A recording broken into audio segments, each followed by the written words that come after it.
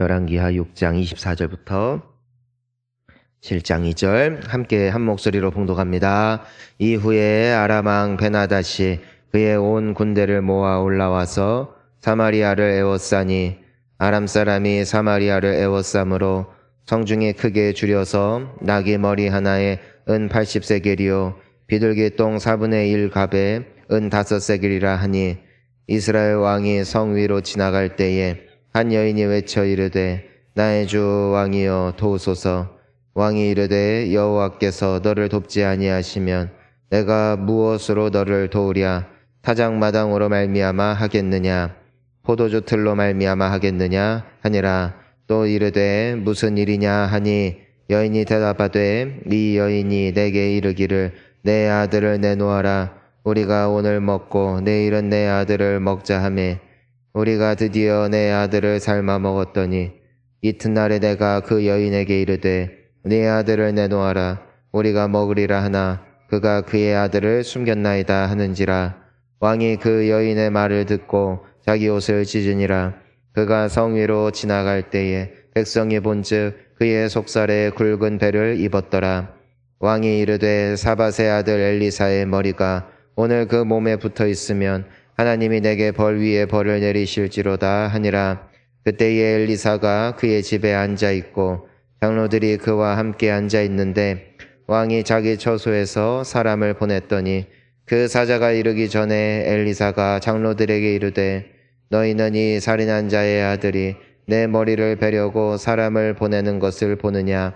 너희는 보다가 사자가 오거든 문을 닫고 문 안에 들이지 말라. 그의 주인의 발소리가 그의 뒤에서 나지 아니하느냐 하고 무리가 말을 할 때에 그 사자가 그에게 이르니라. 왕이 이르되 이 재앙이 여호와께로부터 나왔으니 어찌 더 여호와를 기다리리요. 엘리사가 이르되 여호와의 말씀을 들을지어다. 여호와께서 이르시되 내일 이맘때에 사마리아 성문에서 고운 밀가루 한 스아를 한 세겔로 매매하고 보리 2스아를 한 세겔로 매매하리라 하셨느니라. 그때의 왕이 그의 손에 의지하는 자 곧 한 장관이 하나님의 사람에게 대답하여 이르되 여호와께서 하늘에 창을 내신들 어찌 이런 일이 있으리요 하더라. 엘리사가 이르되 내가 내 눈으로 보리라. 그러나 그것을 먹지는 못하리라 하니라. 아멘. 할렐루야. 반갑습니다.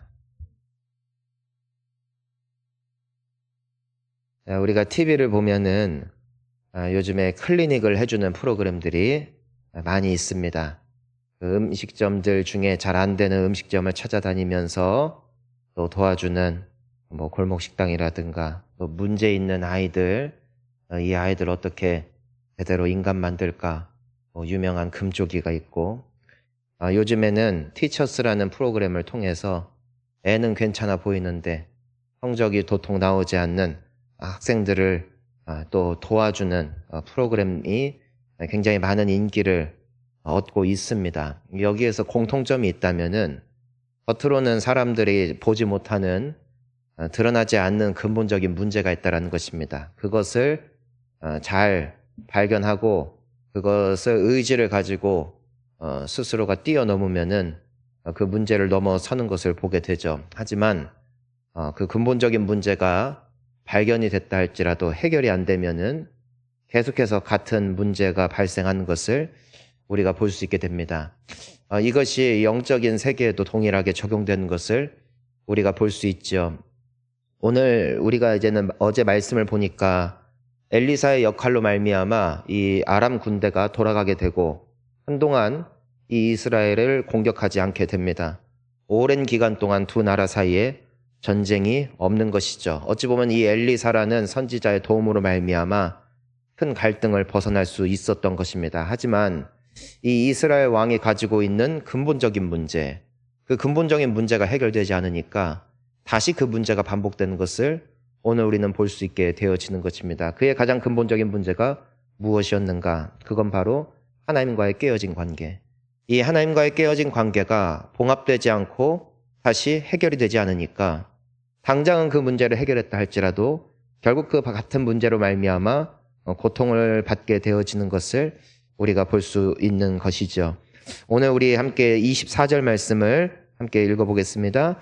이후에 아람 왕 벤하닷이 그의 온 군대를 모아 올라와서 사마리아를 에워싸더니, 우리가 이제 보면은 이제 또 아람 군대가 함께 모여서 이제는 공격을 해오는데, 직접적인 타격이 아니라 말려 죽이는 방법을 씁니다.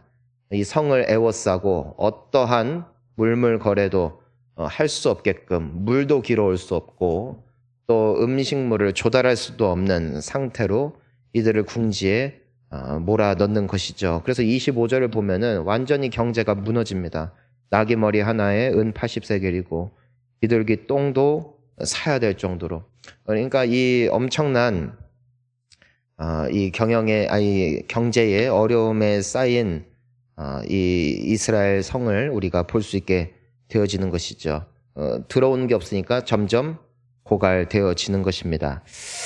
우리가 이 26절을 보니까 한 여인이 외쳐 이릅니다. 왕이여 나를 도와주십시오. 그러니까 점점점 백성들의 갈등과 그 굶주림과 또 어려움이 배가 되면서 이제는 이 백성들이 바라볼 대상은 왕밖에 없는 거예요. 우리를 좀 도와주세요. 우리를 좀 도와주세요. 근데 이 이스라엘 왕의 반응을 함께 보기를 원합니다. 우리 27절 함께 읽어보겠습니다. 왕이 이르되 여호와께서 너를 돕지 아니하시면 내가 무엇으로 너를 도우랴? 타작마당으로 말미암아 하겠느냐? 포도주 틀로 말미암아 하겠느냐? 하니라. 왕은 권력을 가진 사람이고 힘이 있는 사람이고 그 성에 있는 백성들을 치리하고 다스리고 도와줄 의무가 있을 뿐만 아니라 또 힘이 있는 사람이죠. 하지만 도와달라는 그 외침 앞에 이 왕은 끊임없이 회피를 하고 있어요. 누구 뒤로 숨고 있느냐? 하나님이 안 하시는데 내가 어떻게 하느냐? 얼핏 보면은 굉장히 신앙인인 것 같고 믿음이 있는 사람인 것 같지만 이 왕과 같은 잘못된 신앙관을 가지고 살아가는 사람들이 너무나 많이 있더라는 것입니다. 물론 하나님이 도와주셔야 된다는 것이 맞습니다. 하나님 없이 우리는 아무것도 할 수 없음을 믿는 사람들입니다. 하지만 하나님께서는 홀로 역사하고 일하시는 분이 아니라 각 사람을 세우사 그들에게 필요에 따른 능력과 힘을 주시고 또한 그들에게 하나님이 하실 일들을 맡기시는 분, 즉 하나님은 홀로 일하시는 분이 아니라 우리와 함께 동역하기를 원하시는 하나님이신 줄 믿습니다.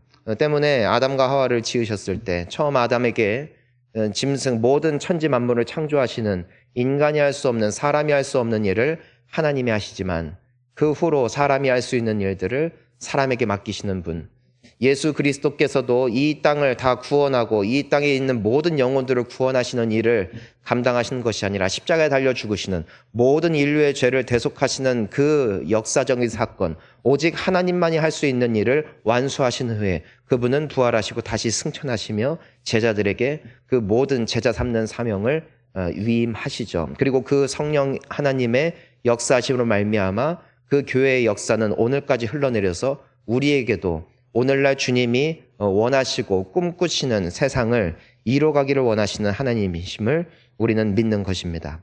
때문에 이 왕에게 맡겨진 일은 또한 그가 왕으로서 최선을 다하여 백성들의 이 문제와 이 굶주림을 해결해야 하는 것이죠. 하지만 그는 끊임없이 하나님이 안 도우시는데 어떻게 하냐? 하나님이 역사하지 않으면 내가 무엇을 할 수 있느냐라는 핑계를 대면서 끊임없이 숨고 있는 모습을 보게 되어집니다. 사랑하는 성도님 여러분, 저는 여러분들의 가정이 아름다운 가정이 될 수 있기를 주의 이름으로 축원합니다. 그렇다면 여러분 기도하십시오. 하나님이 하실 일이 있어요. 하지만 기도하는 자리에서 멈추지 마십시오. 여러분이 집안에 돌아가셔서 좋은 배우자가 되시기를 축복합니다. 좋은 부모가 되시기를 축복합니다. 하나님의 편만 부르짖으면서 내가 할 수 있는 것조차도 핑계하며 내려놓고 있다면 하나님의 역사는 나타나지 않는 것이죠. 사랑하는 성도님 여러분, 나라가 정말 회복되기를 원하십니까? 주님의 은혜를 구하며 기도하십시오. 하지만 여러분이 먼저 좋은 시민 되시기를 바랍니다. 여러분이 최선을 다해서 살아가며 정말 불화를 조장하는 그 여러 사람들과 같이 나아가는 것이 아니라 정말 내가 할 수 있는, 내가 지킬 수 있는 위치에서 가장 좋은 국민이 되어지는 것, 그것이 주님이 이 나라를 회복하시는 그 여정에 나 역시도 함께 동참하는 동역자가 되어지는 것이죠. 여러분, 교회가 아름답고요, 또 회복되고 깨끗하여지기를 원하십니까? 기도하십시오. 하지만 또한 청소하십시오.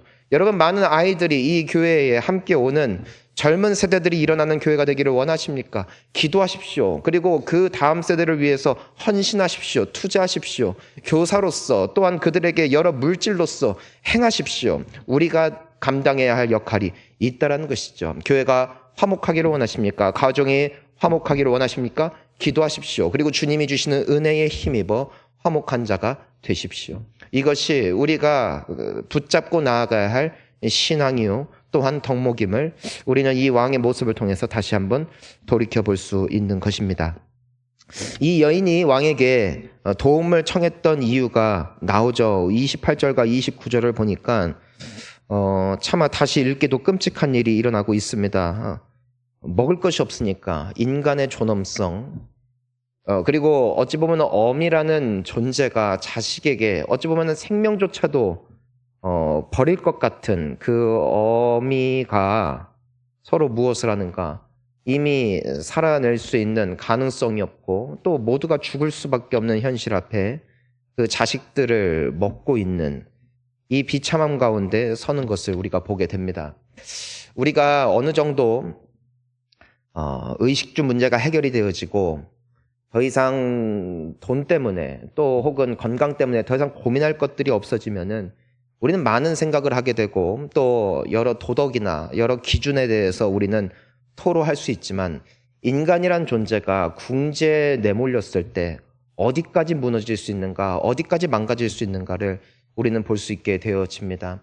영화 중에도 그 실화를 바탕으로 한 영화 중에 그런 영화가 있죠. 그 비행기가 어느 깊은 산중에 불시착을 하게 되었는데 어느 누구도 찾아올 수 없는, 전화기도 터지지 않는, 게다가 높은 고지대였기 때문에 늘 눈이 쌓여 있는 곳, 그곳에서 그 친구들끼리 서로 몸을 덮여주고 또 서로 힘을 내자면서 그 남아있는 식량을 아껴 먹으면서 오랜 기간 버티죠. 하지만 어느 정도 시간이 지나자 사람이 한두 사람씩 죽어가기 시작하고 결국에는 그 친구들의 죽은 시체의 인육을 벗겨 먹으면서 생계를 유지할 수밖에 없는 그 인간의 모습, 그걸 놓고 갑론을박이 많이 있었죠. 이것이 정말 인간으로서 할 수 있는 일이냐, 혹은 사람이어도 결국 이런 상황에 가면은 이렇게 될 수밖에 없는 존재임을 인정할 수밖에 없는, 이것이 우리의 모습이죠.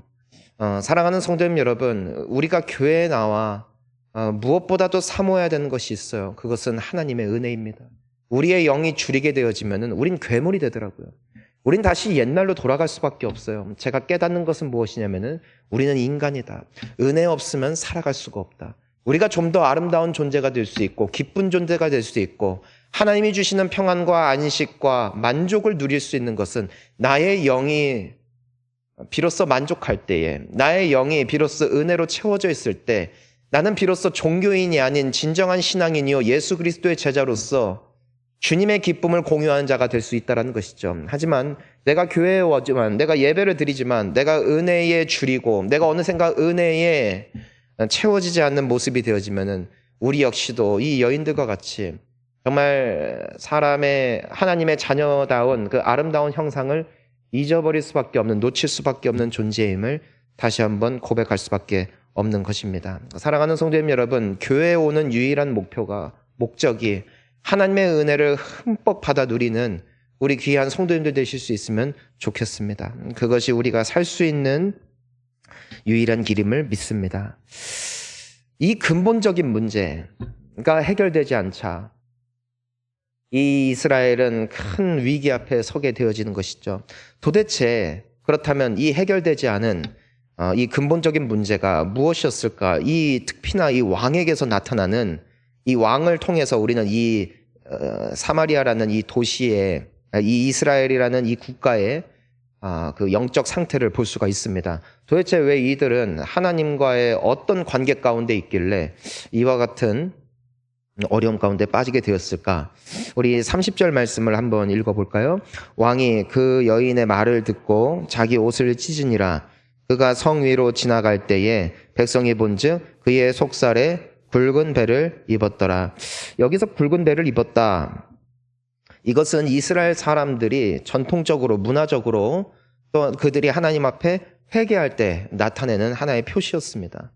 왕은 적어도 이 모든 고통의 원인이 자신의 죄에 있을 수 있다는 것을 생각했다는 것이에요. 그래서 무엇을 했는가? 굵은 베옷을 입었다. 굉장히 까칠까칠하고 그것을 속에 입었기 때문에 걸을 때마다 살이 쓸리는 그 고행을 이 사람은 스스로 취했음을 볼 수 있게 되어집니다.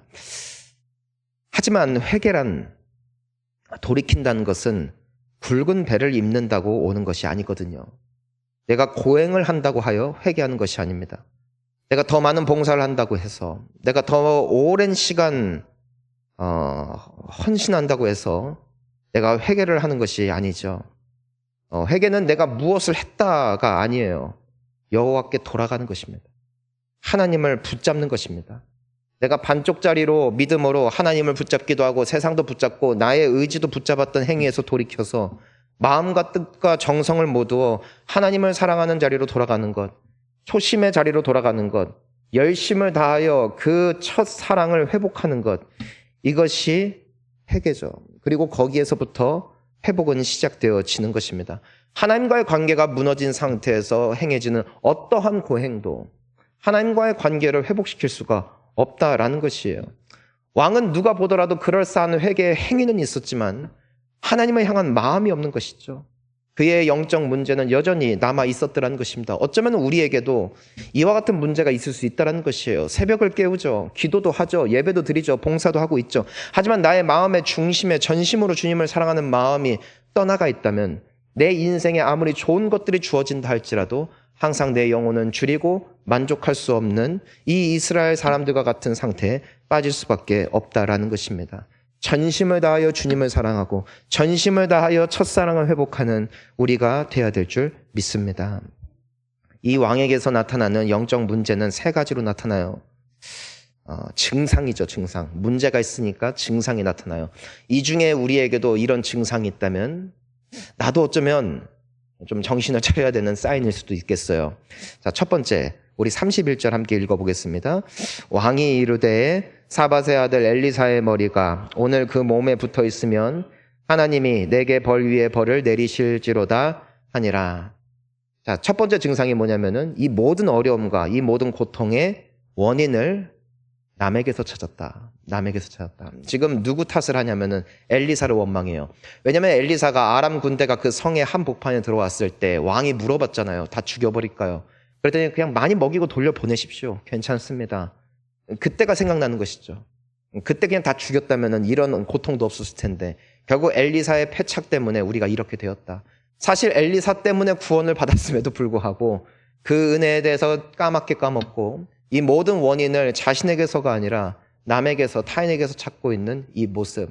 결국 내 가정이 이렇게 무너진 것, 나의 건강이 이렇게 쇠하여진 것, 나의 경제적인 어려움이 이렇게 된 것, 이 모든 원인을 누구에서 이렇게 찾는다? 타인에게서 찾는다. 배우자에게서 찾고 자녀에게서 찾고 부모에게 찾고. 여러분, 이것이 이미 나의 영혼이 병들어 있다는 사인이 된다는 것이에요. 두 번째 사인이 있어요. 우리 33절 말씀을 함께 읽어봅니다. 시작. 무리와 말을 할 때에 그 사자가 그에게 이르니라. 왕이 이르되 이 재앙이 여호와께로부터 나왔으니 어찌 더 여호와를 기다리리요. 자, 이제는 그 문제의 원인을 누구에게 돌리는가? 하나님께. 하나님이 날 버렸다. 하나님이 내 기도를 안 들어줬다. 여러분, 우리가 기억해야 되는 것이 있습니다. 모든 불화의 원인을 찾는 것은 어디서부터 찾아야 되는가? 나에게서부터 찾아야 된다는 것입니다. 지금 이 왕은 자신에게서 문제를 찾지 않고 끊임없이 타인에게서 하나님에게서 그 원인을 찾는 쯤으로 말미암아 계속 어떻게든 반복하는 거예요. 진짜 문제가 있는데 그것을 해결하지 못하는 거예요. 여러분, 우리도 그럴 때가 있지 않습니까? 내가 어느샌가 이렇게 된 거, 나의 어려움이 있을 때 혹시 누군가의 탓을 하지 않습니까? 혹은 하나님 앞에 기도해봤자 별로 소용이 없다라는 식으로 하나님 앞에 원망하고 있는 모습을 또 가지고 있지는 않습니까? 이것이 나의 영혼이 어느샌가 하나님과 단절되었고 분열되어진 증상이 되어진다는 것이에요. 여러분, 문제는 나에게 있어요. 문제는 나에게 있어요. 나에게는 모든 불신과 모든 미움과 모든 고통은 그 원인은 나의 속에서부터 시작되는 것이에요. 우리가 전심으로 주님 앞에 돌아갈 때 주님이 치유하실 줄 믿습니다. 이것이 가장 근본적인 문제예요. 하지만 교회를 바꾸려 하고 행정을 바꾸려 하고 사람을 바꾸려 하고 해봤자 교회는 회복되잖아요. 예배는 회복되잖아요. 예배 회복은 나에게서부터 시작되는 거예요. 내가 어떤 설교를 듣느냐, 어떤 찬양팀이 찬양하느냐에 있는 것이 아니라는 것이죠. 여호와께 돌아가야 될 줄 믿습니다. 마지막 세 번째, 우리 2절 말씀 함께 마지막으로 읽습니다. 그때 왕이 그의 손에 의지하는 자 곧 한 장관이 하나님의 사람에게 대답하여 이르되 여호와께서 하늘에 창을 내신들 어찌 이런 일이 있으리요 하더라. 엘리사가 이르되 내가 내 눈으로 보리라 그러나 그것을 먹지는 못하리라 하니라. 왕이 실제로 엘리사를 죽이기 위해서 사자를 보내는데 엘리사가 예언을 하죠. 내일 이맘때면은 다시 이 모든 상황이 정상화가 될 것입니다. 하나님이 말씀하셨습니다. 하나님의 말씀을 선포해요. 하지만 그 장관이 무엇이라고 말합니까? 하나님이라고 해서 별 수 있겠냐? 하나님이 살아있다 한들 어떻게 이 상황을 뒤집을 수 있겠냐? 그러니까 이 장관에 대해서 어떤 수식어가 붙고 있냐면은 2절에 보니까 왕이 그의 손에 의지하는 자라고 되어 있어요. 그러니까 이 사람이 멘토가 되는 것이죠. 왕이 의지하는 정신적 지주인 것이죠. 근데 이 사람이 뭐라고 말해요? 하나님이다 한들 안 바뀐다. 기도한다 한들 안 바뀐다. 하나님의 아무리 역사해도 이 상황은 절대로 바뀌지 않을 것이다. 현실에만 치중돼 있고 현실만 바라보고 모든 것을 상식적으로 해석하고 있는 이 사람의 모습을 통해 우리는 이 왕에게서 나타나는 세 번째 사인을 볼 수 있는 것이죠. 하나님의 능력을 알지만 믿지는 않는. 모든 것은 순리대로 될 거야. 모든 것은 자연의 이치대로 될 거야. 기도하지만 바람이 없고 예배하지만 갈망이 없는. 언제부턴가 하나님이라는 존재가 그냥 나의 인생에 나의 마음을 안정시켜주는 액세서리에 불과한 더 이상 하나님의 살아계심의 능력이 내 인생에 동일하게 구현될 것을 부인하는 세대. 그것이 바로 여호와 하나님과의 관계가 단절되고 깨어진 이 땅의 백성들의 모습이었음을 우리가 볼 수 있게 되어집니다. 사랑하는 성도님 여러분, 때로는 이런 생각을 해봐요. 내가 왜 예배를 하는데, 내가 기도를 드리는데 왜 나의 삶에 아무런 일도 없는 것 같을까? 왜 내 마음속에 열정이 없어질까? 왜 내 마음속에 순수한 믿음이 점점 희미해지는 것일까? 여러분, 전심으로 여호와를 찾고 전심으로 그분에게 부르짖으십시오. 주님이 회복시켜 주실 거예요. 우리 주님은 지금도 살아계십니다. 내가 바꿀 수 없는 사람을 바꾸시는 하나님이시며 죽은 자를 살리시는 하나님이시고 지금은 비록 더딘 것 같지만 여호와 하나님께서 지금 당장이라도 그분이 뜻하시는 바를 이루고자 하시면 그분은 지금 이 순간도 나의 인생에 오랜 기간 뿌리 내리고 있었던 모든 문제를 단번에 회복시켜 주실 수 있는 능력의 하나님이시오 살아계신 하나님이심을 믿고 내가 기도할 때에 하나님의 역사는 반드시 나타나게 되어질 줄 믿습니다.